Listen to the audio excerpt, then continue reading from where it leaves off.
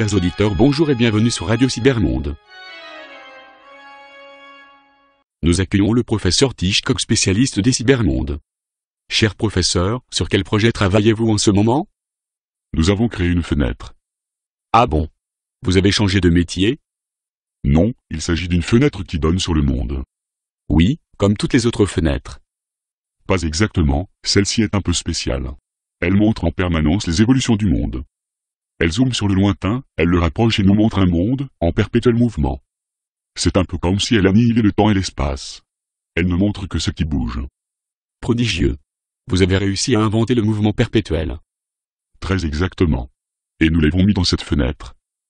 Nous pouvons désormais suivre les moindres palpitations d'un monde en perpétuel mouvement. Mais qu'avez-vous observé dans cette fenêtre? Nous avons observé que le rythme s'accélère. Chaque évolution enregistrée dans la fenêtre en engendrait des nouvelles, qui allaient encore plus loin. Cette courbe exponentielle atteint maintenant des sommets prodigieux. Et quelle conclusion en tirez-vous? Le temps est en train de disparaître. Comment ça? Oui, cette fenêtre qui zoome en permanence sur les évolutions nous indique que le passé est mort, que le présent est dépassé, que le futur change en permanence. L'évolution va tellement vite que ce que vous créez à un moment donné appartient déjà au passé.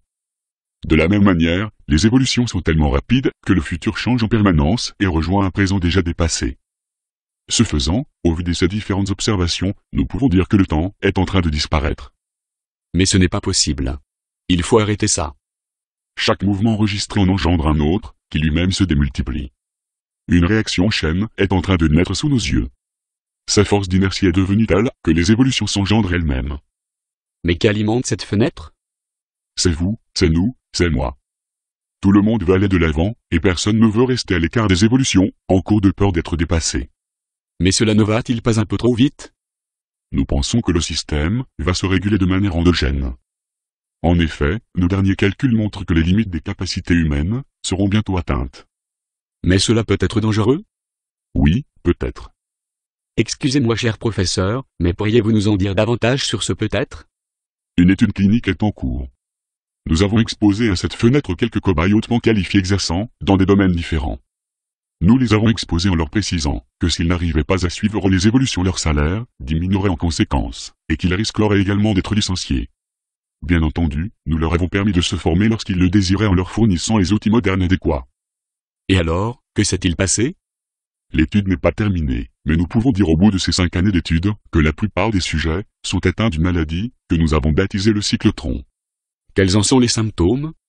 Dans sa forme la plus bénigne, ils deviennent des accros de l'évolution et de la décharge d'adrénaline que leur procure la compétition permanente. Cela se traduit par des difficultés à s'endormir, une excitation excessive, une incapacité à se détendre et à rompre le contact avec leur entreprise. Et les autres? Dans une forme un peu plus grave, les individus deviennent cyclotimiques. Cela se traduit par un état dépressif et un sentiment d'incompétence grandissant. Mais c'est terrible. Oui, mais dans sa forme la plus sévère, le cyclotron engendre des états phobiques et dépressifs permanents accompagnés d'un fort sentiment d'incompétence. Ils nous disent avoir peur du travail, peur de la compétition et peur des autres. Merci cher professeur. Avez-vous autre chose à ajouter? Oui, le plus inquiétant dans cette étude est que les fenêtres continuent à produire ces effets même éteintes. Comment ça? Ce résultat est assez singulier, mais au bout d'un certain temps d'exposition, la présence de la fenêtre n'est plus nécessaire. Symboliquement, elle continue à jouer son rôle. Et les individus continuent à fonctionner comme s'ils y étaient exposés en permanence. C'est l'effet de rémanence de la fenêtre. Et seul un déconditionnement pourrait en venir à bout. Mais il faut tout arrêter. Fort heureusement, ce projet ne verra jamais le jour et restera dans nos placards. Chers auditeurs, tout est encore possible. Cette fenêtre n'est encore qu'un miroir grossissant d'une certaine réalité. L'avenir n'est pas encore définitivement tracé. Il n'est peut-être pas encore trop tard. Je vous dis au revoir et restez à l'écoute.